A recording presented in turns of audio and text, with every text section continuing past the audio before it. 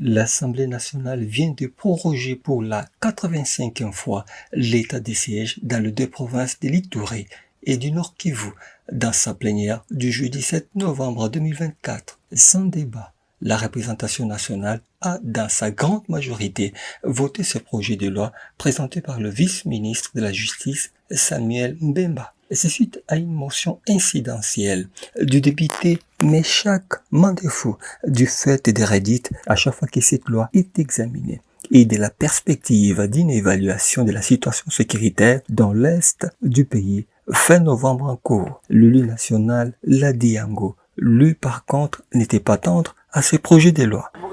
Plus patriote que Félix Antoine Tshisekedi dans ces pays, il n'y a pas.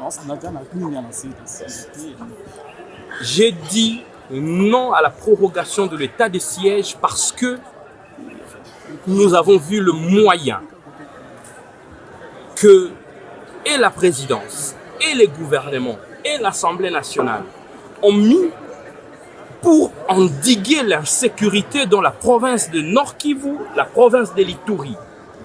Mais qu'est-ce que nous avons constaté? Malgré de moyens colossaux, les territoires ne font que tomber.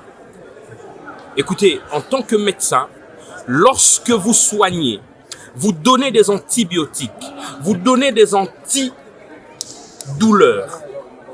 il est nécessaire, si les malades ne s'améliorent pas, d'arrêter même la thérapie et de se poser la question, qu'est-ce qui ne va pas? J'ai soutenu que l'on puisse parler ouvertement de cette question que les uns pensent que c'est du tabou, pendant que le plus grand citoyen congolais, Félix Antoine Tshisekedi, en parle. Et moi qui suis son lieutenant, j'en parle aussi. 2. Le peuple nord-kivusien, iturien, ont comme l'impression, j'ai dit bien, ont comme l'impression que nous ne prenons pas en considération leur situation. Ce qui nous met, nous, comme parlementaires, mal à l'aise.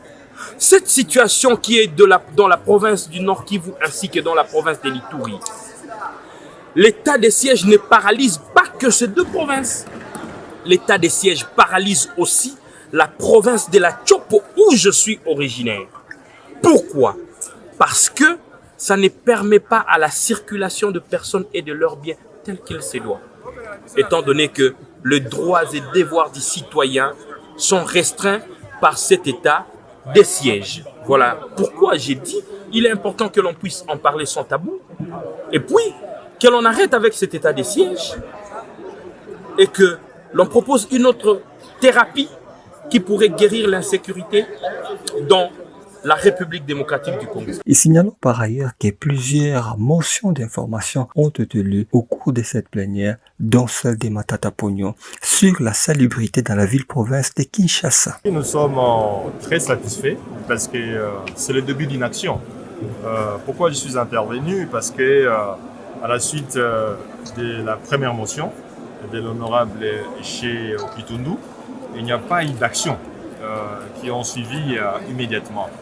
Et là, il y a un spécialiste en épidémiologie qui m'a approché pour dire, à l'allure où va la saleté dans la ville de Kinshasa, il n'est pas exclu qu'une épidémie puisse pouvoir ravager une bonne partie de la population de cette ville qui compte pour certains 15 millions d'habitants, pour d'autres 20 millions d'habitants.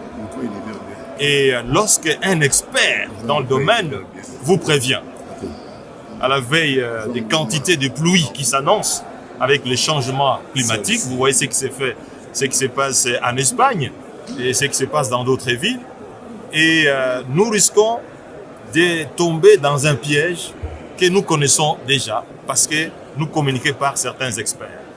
Et je crois qu'il faut absolument, et le président, et ça je le félicite, il a rapidement pris une décision de me voir moi-même avec certains collègues des différentes commissions environnement, administration du territoire, pour agir rapidement en contact avec le gouverneur de la ville, pour discuter de cette question Parce que nous ne devons pas oublier, chers amis journalistes, que cette ville, lorsque j'étais Premier ministre, a été qualifiée de ville propre, notamment par Anne Hidalgo, qui est la maire de la ville de Paris. Un certain ministre, un Premier ministre de la sous-région, qui est venu à la conférence des villes francophones du monde, a aussi soutenu que cette ville était propre. Et donc, il y a moyen de prendre des actions ensemble avec les autorités provinciales pour pouvoir établir la belle robe de cette ville. Voilà. Merci. Merci.